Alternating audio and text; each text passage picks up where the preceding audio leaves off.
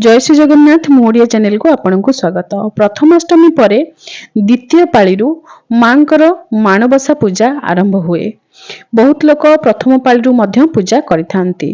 द्वितीय पाली जो माने माण बसांती बा शेर बसांती बा धानमाणिका ओषा करती सेमानक बाड़ी रे आमर सोरिष फूल हलदिया रंगर फूल माँ को अत्यंत प्रिय तेणु सोरिष फूल गेंडु फूल ए सबू सज होइकी रहिथिबे माँ को अपेक्षा करिथिबे द्वितीय पाली केमिति माँ को पूजा हेबो एवं सेमाने स्वयं जाइके माँ को पाखरे समर्पित हो जिबे माँ को पाई ही सेमाने फुटी थांती जेमिति सतेकी अपेक्षा करिकी रहि थांती। माण बसिबा पूर्वरु माण हांडी खोला जाई थाए किंतु माण हांडी खोलिबार किछि नियम रहिछि। रविवार मंगलवार एवं शनिवार यही तीन गोटी बार रे माण हांडी खोला जाए नाही किंबा माँ लक्ष्मीकर कौनसी काम माण काम किछि भी करा जाए नाही। आपण कहिबे यह केउ शास्त्र रे लेखा अछि केउ शास्त्र रे लेखा नाही किंतु यह उत्कलीय परंपरा अनुसार करा जाई थाए। बहुत परिवार रहिचंती जो माने ए नियम को मानि थांती। आपण को जदी ए सब ठीक न लागुची आपण न मानि पारंती। सेथि पई मु आपण को सहित आज वीडियो शेयर करूची। आज रविवार काली हेउची सोमवार। सोमवार माण काम आपण करि परिबे माण हांडी रु सब जिंस बाहर करिके जेमिति कि पित्तल जिनिस जहा माण हांडी रे रहि थांती से सब किछि मजा धुआ होंदी एवं जदी बेत माण किंबा गौणी आपण को घरे अछंती ताले तांकु मध्य गोबर रे लिपा जाई थांती एवं जहा सब पुराना चिता रहि थाए से सब चिता को छड़िया जाई थाए एवं मांकर वस्त्र को मध्य गोबर पानी गंगा पानी एवं अँला पत्रर गुंड बा अँला फलर गुंड ए सब गुंड देकी बा अँला रस देकी माँ को वस्त्र को धुआ जाई थाए। माँ को वस्त्र एभली जगह सुखा हेबो जेउठी कोनोसी चढ़ई काउ केही भी वस्त्र उपरे बसिबे नाही एवं रात्र पूर्वरु से वस्त्र सुखीकी भंगा हेकी रहि जिवो। गौणी माण हांडी रे कोन कोन जिनिस रहि थाए ए सब किछि वर्तमान आपन को मु देखै देछि किंतु माणबसा विषय रे बहुत गुडी वीडियो मु शेयर करिछि जहा कि चैनल रे रहिछि। नुआ माण जो माने आरंभ करिवे कोन कोन माण जिनिस जे मान को किनिबा को पड़िबो कोन कोन मां को भोग लागे धानमाणिका ओसार जो विधि रहिछि केउ पाळी रे कोन भोग लागे ए सब विषय रे बहुत गुडी पुराना वीडियो रहिछि।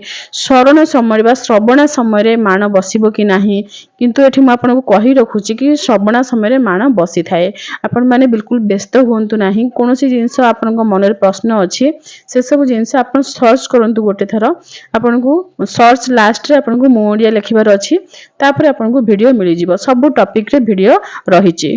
तथापि एठी म आपन को सब जिंस देखै देछि जेमिति कि ए सब पुराना जिनिस जेहेतु आम घरे बहुत वर्षरु माण बसी आसुछि तो सब जिंस आपन देखि परथिबे तिके रंग कला पड़ी जिबा ए सब पुराना बासन माण बासन मध्य कोनोसी गोटिए जिंस कहि भी कोनोसी भी गृहस्थ से केबे उद्यापन करंती नाही विसर्जन करंती नाही सब जिंस रखि थांती। जदि अति कोणा फटा हेइ गला ताहाले आपन विसर्जन करि परिबे किंतु रखा जाई थाए। एहा हमर ओडिया घरर जेमिति कि सुना रूपा हीरा मोती सांगरे समान तो सेमिति माण जिंस हमर सेहि भली भाबरे गोटे अमूल्य संपद तेनु कोनोसी जिंस काहाकू दिया जाय नाही बदला जाय नाही विसर्जन करा जाय नाही। कौड़ी रहि थाए मांकर कलापाती दर्पण मांकर पानिया चंड काढिबा पई गोटे थालिया अलता सिंदूर आपण जहा सब देखि पारुचंदी एही सब जिंस एवं कलश बसिबा पई कलश जो घड़ी रहिछि ये घड़ी मध्य अलग रहि थाए कलश बसिबा पई अन्य कोनोसी पूजा रे ए जिनिसर व्यवहार मध्य करा जाय नाही। ए सब पुराना विधि पुराना चाली चलनी कथा मु आपन को कहूची एवं गोटे पीढ़ा मांकर से पीढ़ा रे केवल मां बसिबे माण बसिबे आ अन्य कोनोसी पूजा से पीढ़ा लागे नाही खटुली मध्य लागे नाही। ये फूल संखा एवं गुआ तीनोटी हरडा बाहाडा अँला ए सब मध्य रहि थाए माण हांडी रे। जो बड़ हांडी देखुचंदी सी हेउची गोटे हंडा बा गोटे छोट साइज रो हंडा तो सेही हंडा भितर सब जिंस रहि थाए।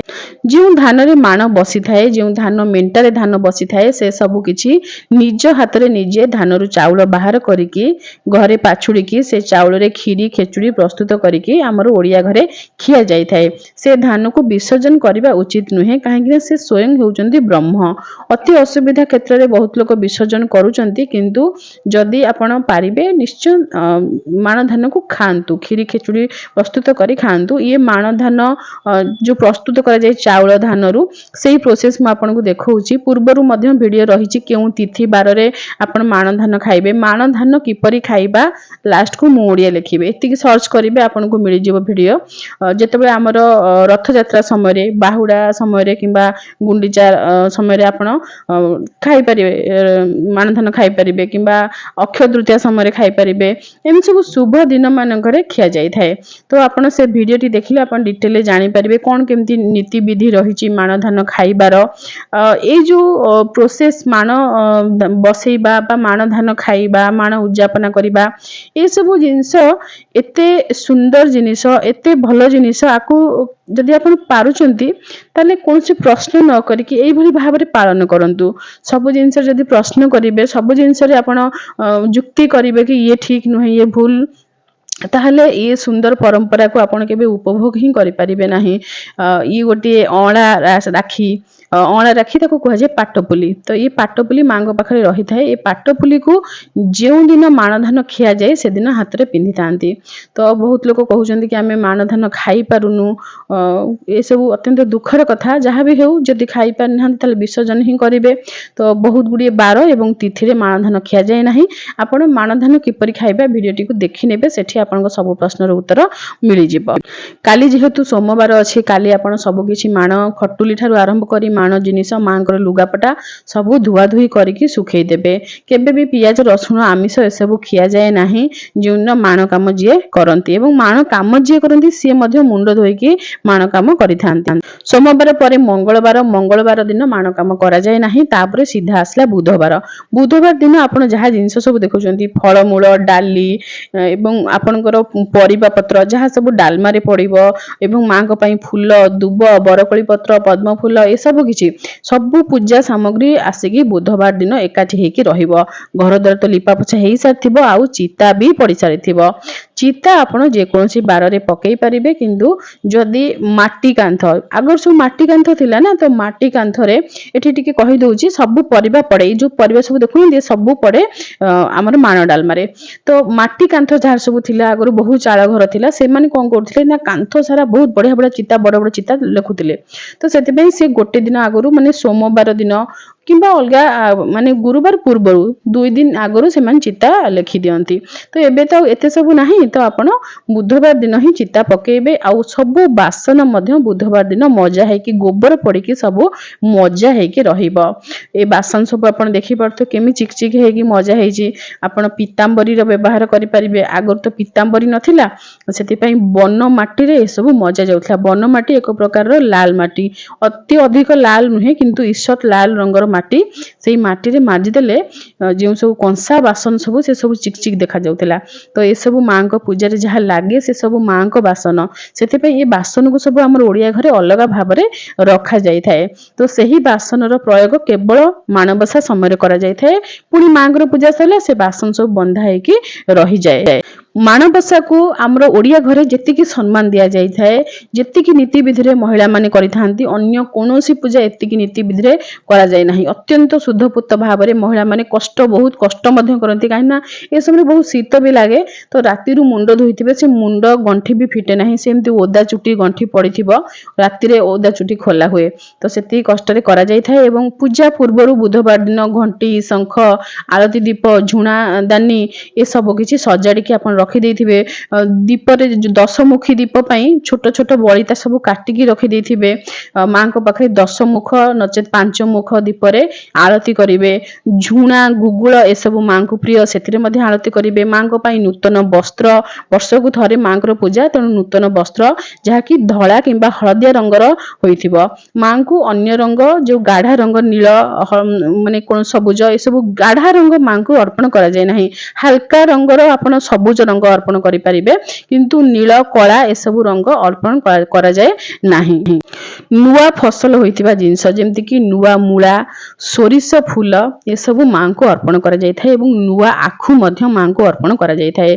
दुब बरकळी पत्र इत्यादि सब किछि सजाडी की रखिबे। कांथए चिता पड़ी जाइथिबो बुधवार दिन तळे सब चिता पकेई देबे। ए सब काम प्रस्तुत हेकी रहिथिबो। मां को पूजा पई कलश बसैबे। कलश रे मुकुट मां को पई मुकुट कलश ବସ୍ତ୍ର ଏସବୁ କିଛି କଳସରେ ପଇତା ସବୁ କିଛି ସଜାଡ଼ିକି ରଖିଥିବେ। ତାପରେ ଆସିବ ଗୁରୁବାର ଦିନ। ଗୁରୁବାର ଦିନ ମୁଣ୍ଡ ସାମ୍ପ କରନ୍ତି ନାହିଁ, ମାନେ ମଇଳା ଛଡାନ୍ତି ନାହିଁ।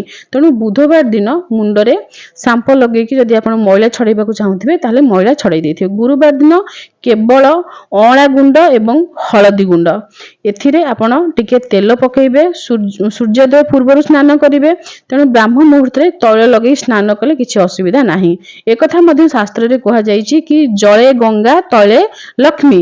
ତେଣୁ ତୈଳ ଲଗେଇକି ସ୍ନାନ କଲେ ମା ଲକ୍ଷ୍ମୀ ପ୍ରସନ୍ନ ହୋଇଥାନ୍ତି। ଖାସ କରିକି ଦୀପାବଳି ଅମାବାସ୍ୟାରେ ଏ ନିୟମଟି ମାନେ ପାଳନ କରାଯାଇଥାଏ। ତେଣୁ ଆପଣ ସେଇ ତୈଳ ଅଳ୍ପ ଟିକେ ତୈଳ, ସେଥିରେ ଅଁଳାର ଗୁଣ୍ଡ ଏବଂ ହଳଦୀ ପକେଇକି ସେଥିରେ ସ୍ନାନ କରିକି ମୁଣ୍ଡ ଧୋଇକି ଆସିବେ। ମାଙ୍କ ପାଇଁ ପଞ୍ଚାମୃତ, ବାସ ଜଳ ଏବଂ ହଳଦୀ ପାଣି ଏସବୁ ସଜାଡ଼ିକି ରଖିଦେବେ। ଯେଉଁଠି ଆପଣଙ୍କର କୋଠି ଲେଖିଥିବେ, ଏଠି କୋଠି ଆପଣ ଦେଖନ୍ତୁ, ଇଏ କୋଠି ମୋ ମା ନିଜେ ଲେଖନ୍ତି। ତ ମୋ ମା ଏମିତି କୋଠି ଲେଖନ୍ତି, ବହୁତ ସୁନ୍ଦର ଲାଗେ। ଆମେ ଚେଷ୍ଟା କଲେ ବି ଏମିତି କରିପାରୁନା। ତ ଆପଣମାନେ ତ ବହୁତ ସୁନ୍ଦର ଭାବରେ ବି କୋଠି ଲେଖନ୍ତି। ଇଏ ଆମ ଘରର ପୂଜା, ମୋ ବାପ ଘରର ପୂଜା। ମୁଁ ନିଜେ ଯେତେବେଳେ ମାଣ ବସାଏ ମୁଁ ସୁଟିଂ କରିପାରିନି କି କେବେ କରିବି ପାରିବି ନାହିଁ। ମାଙ୍କର ପୂଜା ମଧ୍ୟ ମୋର ଇଚ୍ଛା ଥାଏ କି ମୋର ଖୁସିରେ ମୋ ମନ ଦେଇକି ମୁଁ ପୂଜା କରିବି। ତେଣୁ ସୁଟିଂରେ ଧ୍ୟାନ ମୁଁ ଦେଇପାରିବି ନାହିଁ। ସେଥିପାଇଁ ମୁଁ ପୂଜା କରିସାରି ଆପଣଙ୍କୁ ଦେଖାଏ। କିନ୍ତୁ ଆମ ଘରର ପୂଜା ମୋ ଭାଉଜ ତାଙ୍କର ପୂଜା କରିବା ସମୟରେ ଦୂରରୁ ଠିଆ ହେଇକି କେହି ଜଣେ ସୁଟିଂ କରିଦେଇଥିଲେ। ତ ସେଇ ପୂଜାଟି ମୁଁ ଆପଣଙ୍କୁ ଦେଖାଏ ପ୍ରତିବର୍ଷ। ତ ଏଠି ଆମର ଗୋଟେ ମାଣ ଉପରେ ଆଉ ଗୋଟେ ମାଣ ଏମିତି ବସନ୍ତି। ତ ଯେଉଁମାନଙ୍କର ଓଲଟା ମାଣ ରୁହନ୍ତି, ଗଉଣୀ ମାଣ, ମୁଁ ଆପଣଙ୍କୁ ପ୍ରଥମରୁ କହିଛି କାହାରି ପୂଜାକୁ କେବେ ଖୁଣିବେ ନାହିଁ, ବାଛିବେ ନାହିଁ। ସମସ୍ତେ ଆମରି ନିଜର, ଆମରି ଓଡ଼ିଆ ଲୋକ, ଆମରି ଭାଇ ଭଉଣୀ। ତେଣୁ ସମସ୍ତେ ପୂଜାକୁ, ଆମେ ସମସ୍ତେ ଏକ, ଆମେ ସମସ୍ତେ ଗୋଟିଏ ପରିବାର, ବସୁଧୈବ କୁଟୁମ୍ବକମ୍। ତ ଏଇ କଥାଟା କହିଲା ବେଳକୁ ମତେ ବି କାନ୍ଦ ଲାଗି ଆସୁଛି। କେବେ ବି କାହାକୁ ଖୁଣିବେ ନାହିଁ। ସମସ୍ତଙ୍କ ପୂଜା ଭଲ, ଯିଏ ଯେଉଁ ବିଧିରେ କରୁଛନ୍ତି ସମସ୍ତଙ୍କ ପୂଜା ଭଲ। ଆମର ଓଡ଼ିଆ ମାନଙ୍କର ଦୁଇଟି ପରିଚୟ, ଗୋଟେ ବାହାରେ ଗୋଟେ ପରିଚୟ ଏବଂ ଆମର ଓଡ଼ିଶା ଭିତରେ ଗୋଟେ ପରିଚୟ। ଗୋଟିଏ ପରିଚୟ ହେଉଛନ୍ତି ମହାପ୍ରଭୁ ଶ୍ରୀ ଜଗନ୍ନାଥ। ଆମେ ଯଦି ବାହାର ଜାଗାରେ କୋଉଠିକି ଜୟ ଜଗନ୍ନାଥ କହିଦେବା ତାହେଲେ ଲୋକ ଜାଣିବେ କି ଇଏ ଓଡ଼ିଆ ଲୋକ। ସେମିତି ଆମର ଓଡ଼ିଆ ଘରରେ ଯୋଉ ବୋହୂମାନେ ରହିଲେ ସେମାନଙ୍କ ହାତରେ ସୁଦଶା ବ୍ରତ ଦେଖିଥିଲେ ସମସ୍ତେ ଜାଣିପାରିବେ ଆମର ଓଡ଼ିଶା ଲୋକ। ବାହାର ଲୋକ ନ ଜାଣନ୍ତୁ, ଆମର ଭିତର କଥା ମୁଁ କହୁଛି, ଭିତର ପରିଚୟ। ଆମେ ହାତରେ ସୁଦଶା ବ୍ରତ ଦେଖିଥିଲେ ଇଏ ଓଡ଼ିଆ ଲୋକ ବୋଲି ଜାଣିପାରିବା। ସେମିତି ଆମର ଭିତରେ ଆଉ ଗୋଟେ ପରିଚୟ ହେଉଛି ଆମେ ଓଡ଼ିଆ ଘରର ବୋହୂ, ଆମେ ମାଣ ବସାଉ। ଆମ ଘରେ ମାଣବସା ପୂଜା ଅଛି। ଇଏ ହେଉଛି ଆମର ସ୍ୱତନ୍ତ୍ର ପରିଚୟ। ଅନ୍ୟ ରାଜ୍ୟରେ ଏସବୁ ପୂଜା ନାହିଁ। ତେଣୁ ଅନ୍ୟମାନଙ୍କ ଠାରୁ ଏ ପୂଜା ଆମକୁ ଅଲଗା କରିଥାଏ, ଭିନ୍ନ ଦେଖେଇଥାଏ। ତେଣୁ ଏ ପୂଜାକୁ କେବେ କାହା ବିରୁଦ୍ଧରେ କହିବା, କାହା ପୂଜା ଖୁଣିବା ଏସବୁ କରିବେ ନାହିଁ। ସମସ୍ତଙ୍କୁ ଆତ୍ମୀୟତାର ସହିତ ଆପଣ ଯଦି ଭଲ ପାଇବା ଦେବେ ତାହେଲେ ଦିନେ ନା ଦିନେ ସମୟ ଆସିବ କି ସମସ୍ତେ ସମସ୍ତଙ୍କୁ ଭଲ ପାଇବା ଦେବେ। ଆଉ ସବୁଆଡେ ଯେମିତି ରାମ ରାଜ୍ୟ ଭଳିଆ ସମ୍ପର୍କ ସମସ୍ତଙ୍କର ଗଢି ଉଠିବ। ଯାହା ବି ହଉ, ମାଙ୍କର ଗୋଟିଏ ମାଣରେ ଧାନ ରହିଥାଏ। ଧାନ ମାଣିକା ଓଷାରେ କେବଳ ଗୋଟିଏ ମାଣ, ସେଥିରେ ଶୁକ୍ଳ ଧାନ ରହିବାର ନିୟମ ରହିଛି। ଆପଣ 2 ରଖନ୍ତୁ, 10 ରଖନ୍ତୁ, କିଛି ଅସୁବିଧା ନାହିଁ। ଆପଣ ଗଉଣୀ ରଖିବେ, ଗଉଣୀ ଉପରେ ମାଣ ରଖିବେ। କିଏ ପଞ୍ଚଶସ୍ୟ ରଖିଲା, କିଏ 5 ପ୍ରକାରର ବିରି ଟିକେ, ମୁଗ ଟିକେ, ଚାଉଳ ଟିକେ ରଖିଲା, ଯିଏ ଯେମିତି ରଖନ୍ତୁ। ମୁଁ ଆପଣଙ୍କୁ ସବୁବେଳେ କହିଛି ସବୁ ପୂଜା ଠିକ, ସମସ୍ତେ ଭଲ ପୂଜା କରୁଛନ୍ତି, ଠିକ କରୁଛନ୍ତି। ମାଙ୍କର ପୂଜା ତ କରୁଛନ୍ତି, ଏତିକି ମୁଁ କହେକି ମାଙ୍କର ପୂଜା କରନ୍ତୁ। ଗୁରୁବାର ଦିନ ମା ଲକ୍ଷ୍ମୀଙ୍କର ପୂଜା, ଲକ୍ଷ୍ମୀ ନାରାୟଣଙ୍କର ପୂଜା, ନା କି କୋଉ ସାଇବାବା ମନ୍ଦିର ଯାଇକି ଗୋଲାପ ଫୁଲ ଚଢେଇବା, ଏଇ ସବୁ ଛାଡନ୍ତୁ। ଓଡ଼ିଆ ହୁଅନ୍ତୁ, ଓଡ଼ିଆ ହେଇକି ଓଡ଼ିଆର ରୀତିନୀତି ପରମ୍ପରାକୁ ଭଲ ପାଆନ୍ତୁ। ମାଙ୍କର ପୂଜା ଯାହା ଆପଣ ଦେଖିଲେ, ମାଙ୍କୁ ବସ୍ତ୍ର ପୁଷ୍ପ ଏସବୁ ଅଳଙ୍କାରରେ ଆଭୂଷଣ କରିକି ଘୋଡେଇକି ବସେଇ ଦେବେ। ଶୀତ ଦିନ ମା ପୁରା ଘୋଡି ହେଇକି ବସନ୍ତି, ଯେମିତି ଶୀତ ଲାଗିବ ନାହିଁ। ଦ୍ୱିତୀୟ ପାଳିରେ ମାଙ୍କ ପାଖରେ ଚିତଉ ଭୋଗ ଲାଗେ। ଧାନମାଣିକା ଓଷା ବହି ଗୋଟିଏ କିଣିବେ। ଆପଣ କୌଣସି ବି ବୁକ୍ ଷ୍ଟୋରରେ କହିବେ ଧାନମାଣିକା ଓଷା ବହି, ସେଥିରେ ଲେଖା ଅଛି ଦ୍ୱିତୀୟ ପାଳିରେ ଏହି ସଞ୍ଚାମାନ କରି ଚିତଉ କରିନ ତୁ ପୂଜିବୁ ବିଷ୍ଣୁ ନାରୀ। ଚିତଉ ପିଠା, ଚିତଉ ପିଠାର ରଙ୍ଗ ଧଳା, ଧଳା ଧଳା ଜିନିଷ ମାଙ୍କୁ ଏହି ପୂଜାରେ ଭୋଗ ଲାଗିଥାଏ। ମା ପୁରା ଧଳା ରଙ୍ଗର ପୁଷ୍ପ, ଧଳା ବସ୍ତ୍ର, ଧଳା ଭୋଗ, ସବୁ ରଙ୍ଗ ହେଉଛି ମାଙ୍କର ଧଳା। ଶୁଭ୍ର ବର୍ଣ୍ଣ, ଶୁକ୍ଳ ବର୍ଣ୍ଣ। ମା ବହୁତ ଶାନ୍ତି ପ୍ରିୟ, ତେଣୁ ମାଙ୍କୁ ଧଳା ଜିନିଷରେ ପୂଜା କରାଯାଇଥାଏ। ତେଣୁ ଦ୍ୱିତୀୟ ପାଳିରେ ଚିତଉ ଭୋଗ ଲାଗିଥାଏ। ବାକି ଘର ଲୋକ ଖାଇବା ପାଇଁ ଆପଣ 100 ପ୍ରକାର ଆଇଟମ ତିଆରି କରନ୍ତୁ, କିଛି ଅସୁବିଧା ନାହିଁ। ଏବଂ ଯାହା ସବୁ ରୋଷେଇ କରିଥିବେ ବାରିଆଡେ ପିତୃପୁରୁଷଙ୍କ ଉଦ୍ଦେଶ୍ୟରେ ଦେବେ। ଆମର ଓଡ଼ିଆ ଘରର ନିୟମ, ଆମେ ପିତୃପୁରୁଷଙ୍କୁ ମଧ୍ୟ ମାନିଥାଏ। ଯିଏ ଏଠି ନାହାନ୍ତି ତାଙ୍କୁ ମଧ୍ୟ ମନେ ପକାଇଥାଏ, ତାଙ୍କ ପାଇଁ ମଧ୍ୟ ଖାଇବାକୁ ଦେଇଥାଏ। ଇଏ ଆମକୁ ସମସ୍ତଙ୍କ ଠାରୁ ଟିକେ ସ୍ୱତନ୍ତ୍ର କରିଥାଏ, ଟିକେ ଅଲଗା କରିଥାଏ। ତେଣୁ ପିତୃଙ୍କ ଉଦ୍ଦେଶ୍ୟରେ ମଧ୍ୟ ଦେଖିପାରୁଥିବେ ଦୁଇଟି ମଞ୍ଜ କଦଳୀ ପତ୍ର ବା କଦଳୀ ପତ୍ର ଯେମିତି ଆପଣଙ୍କୁ ମିଳୁଛି ବାରିଆଡ଼େ ଦେବେ। ଗୋଟିଏ ପତ୍ରରେ ପାଣି ଆଉ ଗୋଟିଏରେ ଆପଣଙ୍କର ଅନ୍ନ। ଏହି ଅନ୍ନ ଭୋଗ ମାଣବସା ଦିନ ମା ବୃନ୍ଦାବତୀଙ୍କ ପାଖରେ ମଧ୍ୟ ଦିଆଯାଇଥାଏ। ଘରେ ମାଣ ବସେଇବା ପୂର୍ବରୁ ମୁଖ୍ୟ ଦ୍ୱାରରେ ଚିତା ପକେଇକି ଗୋଟିଏ କଳସ ବସେଇକି ସେଠି ଦୀପ ଜାଳିକି ମାଙ୍କର ସ୍ୱାଗତ କରିଥାନ୍ତି। କିନ୍ତୁ ଏ କଳସକୁ କଳସ କହିବା ଉଚିତ ନୁହେଁ, ଏହାକୁ ଆପଣ କୁମ୍ଭ ବୋଲି କହିପାରନ୍ତି। ଗୋଟିଏ ଜଳପୂର୍ଣ୍ଣ କୁମ୍ଭ, ସେ କୁମ୍ଭରେ ଆପଣ ଆମ୍ବ ଡାଳଟିଏ ରଖିପାରିବେ, ଫୁଲ ଦେଇକି ସଜେଇ ପାରିବେ। କିନ୍ତୁ କଳସ କହିଲେ କଳସର ଅର୍ଥ ଅଲଗା ହେଇଯିବ। କଳସରେ ଦେବତାଙ୍କୁ ଆବାହନ କରିକି ପୂଜା କରାଯାଇଥାଏ। ତେଣୁ ଆପଣ ଏଠି କଳସ କହିବେ ନାହିଁ, କୁମ୍ଭ କହିବେ। ଏମିତି ଗୋଟେ ପ୍ରଶ୍ନ ବି ଥିଲା କି ଆମେ ଘର ବାହାରେ ଯେଉଁ କଳସ ବସଉଛୁ ସେଇ କଳସକୁ ଉଠେଇକି ଆଣିକି ପୁଣି ଠାକୁରଙ୍କ ପାଖରେ ରଖିକି ଆମେ ପୂଜା କରିପାରିବୁ? ପ୍ରଥମ କଥା ହେଉଛି ଘର ବାହାରେ ଯାହା ବସୁଛି ତାହା କଳସ ନୁହେଁ, ତାହାକୁ ଆପଣ ଜଳପୂର୍ଣ୍ଣ କୁମ୍ଭ ବୋଲି କହିପାରନ୍ତି। ଯଦି ଆପଣ କଳସ କଥା କହିବେ ତାହେଲେ କଳସ ଗୋଟେ ଜାଗାରୁ ଆଉ ଗୋଟେ ଜାଗାକୁ ଉଠିକି ଯାଆନ୍ତି ନାହିଁ, ହଲିଗଲି କଳସ ବିସର୍ଜନ ହେଇଯାଆନ୍ତି। ତେଣୁ ଆପଣ ଠାକୁର ଘରେ ନୂଆ କରି କଳସ ସ୍ଥାପନା କରିବେ ଏବଂ କଳସ ପୂଜା କରିସାରିଲା ପରେ ମାଙ୍କୁ ଆବାହନ କରିବେ। ମାଣବସାରେ ମାଙ୍କୁ ଆପଣ ଯଦି ଏକୁଟିଆ ବସେଇକି ପୂଜା କରୁଛନ୍ତି ତାହେଲେ ମାଙ୍କୁ ବେଲପତ୍ର ନିଶ୍ଚୟ ଅର୍ପଣ କରିବେ। ବହୁତ ଲୋକଙ୍କ ଘରେ ଉଭୟ ଶ୍ରୀ ଲକ୍ଷ୍ମୀ ନାରାୟଣଙ୍କୁ ପୂଜା କରାଯାଇଥାଏ। ଯଦି ପ୍ରଭୁଙ୍କ ପାଖରେ ମା ବସିଛନ୍ତି, ପ୍ରଭୁଙ୍କ ଅଙ୍ଗକୁ ଲାଗିକି ବସିଛନ୍ତି, ତାହେଲେ ବେଲପତ୍ର ମାଙ୍କୁ ଅର୍ପଣ କରାଯାଏ ନାହିଁ। ଅଁଳା ପତ୍ର ମାଙ୍କୁ ଅତ୍ୟନ୍ତ ପ୍ରିୟ, ତେଣୁ ମାଙ୍କୁ ଅଁଳା ପତ୍ର ଅର୍ପଣ କରିବେ। ଯଦି ଆପଣ ମାଙ୍କୁ ଏକୁଟିଆ ପୂଜା କରୁଛନ୍ତି ମାଣରେ, ତାହେଲେ ବେଲପତ୍ର ଅର୍ପଣ କରିବେ ମାଙ୍କର ପ୍ରସାଦରେ ଏବଂ ମାଙ୍କୁ ମଧ୍ୟ ବେଲପତ୍ରରେ ଶୃଙ୍ଗାର କରିଦେବେ। ମାଙ୍କ ମସ୍ତକରେ ଆପଣ ବେଲପତ୍ର ଅର୍ପଣ କରିପାରିବେ। ବାସ୍ନାଯୁକ୍ତ ପତ୍ର, ତାର ନାଁ ହେଉଛି ଦୁର୍ଲଭା, ଯାହାକି ମାଙ୍କୁ ଅତ୍ୟନ୍ତ ପ୍ରିୟ। ବହୁତ ପ୍ରଶ୍ନ ଆସେ କି ଦୁର୍ଲଭା କଣ? ଏମିତି ପ୍ରଶ୍ନ ଆପଣଙ୍କ ମନରେ ଏକୁଟିଆ ଆସିନି, ବହୁତ ଲୋକଙ୍କ ମନରେ ବି ଆସିଥିଲା। ୟୁଟ୍ୟୁବରେ ପ୍ରାୟ 4 ରୁ 5 ବର୍ଷ ହେଇଗଲାଣି ମୋତେ, ତ ସେତେବେଳେ ଯେଉଁ ପ୍ରଶ୍ନ ଆସିଥିଲା ତାର ସମାଧାନ ମଧ୍ୟ ମୁଁ କରିଥିଲି ଏବଂ ଭିଡ଼ିଓ ମଧ୍ୟ ପୂର୍ବରୁ ସେୟାର କରିଛି। ଆପଣ ଦୁର୍ଲଭା କଣ ମୁଁ ଓଡ଼ିଆ ଲାଷ୍ଟକୁ ଲେଖିବେ, ସର୍ଚ୍ଚ କରିବେ ୟୁଟ୍ୟୁବରେ, ଆପଣଙ୍କୁ ସେ ଭିଡ଼ିଓ ମିଳିଯିବ। ମାଣବସା ଦିନ ବଳରାମ ଦାସକୃତ ଲକ୍ଷ୍ମୀ ପୁରାଣ ସହିତ ମା ମହାଲକ୍ଷ୍ମୀଙ୍କର ସ୍ତୋତ୍ର, ସ୍ତୁତି, ଅଷ୍ଟକମ୍ ଇତ୍ୟାଦି ମଧ୍ୟ ପାଠ କରିବେ। କୈଳାସେ ପାର୍ବତୀ ତ୍ୱଂ ଚ କ୍ଷୀରୋଦେ ସିନ୍ଧୁ କନ୍ୟକା ସ୍ୱର୍ଗେ ଚ ସ୍ୱର୍ଗଲକ୍ଷ୍ମୀ ସ୍ୱଂ ମର୍ତ୍ତ୍ୟଲକ୍ଷ୍ମୀଶ୍ଚ ଭୂତଳେ ବୈକୁଣ୍ଠେ ଚ ମହାଲକ୍ଷ୍ମୀ ଦେବଦେବୀ ସରସ୍ୱତୀ ଗଙ୍ଗା ଚ ତୁଳସୀ ତ୍ୱଂ ଚ ସାବିତ୍ରୀ ବ୍ରହ୍ମଲୋକତଃ କୃଷ୍ଣ ପ୍ରାଣାଧିଦେବୀ ତ୍ୱଂ ଗୋଲୋକେ ରାଧିକା ସ୍ୱୟଂ ରାସେ ରାସେଶ୍ୱରୀ ତ୍ୱଂ ଚ ବୃନ୍ଦାବନ ବନେ ବନେ। ମାଙ୍କର ସ୍ତୋତ୍ର ଅଷ୍ଟକମ୍ ପାଠ କରିଲେ ହିଁ ଆପଣ ଏସବୁ ବିଷୟରେ ଜାଣିପାରିବେ। ମା ମହାଲକ୍ଷ୍ମୀ କିଏ? ଯିଏକି ମା ପାର୍ବତୀ, ମା ଗଙ୍ଗା, ମା ତୁଳସୀ, ମା ସାବିତ୍ରୀ, ମା ସରସ୍ୱତୀ, ମା ରାଧା, ସମସ୍ତ ଦେବୀ କେବଳ ସେଇ ଗୋଟିଏ ଦେବୀଙ୍କ ଭିତରେ ରହିଛନ୍ତି। ସେଇଥିପାଇଁ ତ ମାଙ୍କୁ ଯେତେବେଳେ ଧାନ ମାଣରେ ଆମେ ସ୍ଥାପନା କରିଥାଏ, 3 ଗୋଟି ଗୁଆ ହଳଦୀ ପାଣିରେ ଧୋଇକି ଆମେ ରଖିଥାଏ। ସେହି 3 ଗୁଆ ହେଉଛନ୍ତି ତ୍ରିଦେବୀ। ତ୍ରିଦେବୀଙ୍କର ସ୍ୱରୂପ ଭାବରେ ସେହି 3 ଗୁଆଙ୍କର ପୂଜା କରାଯାଇଥାଏ, ମହାକାଳୀ, ମହାଲକ୍ଷ୍ମୀ ଏବଂ ମହାସରସ୍ୱତୀ ରୂପରେ।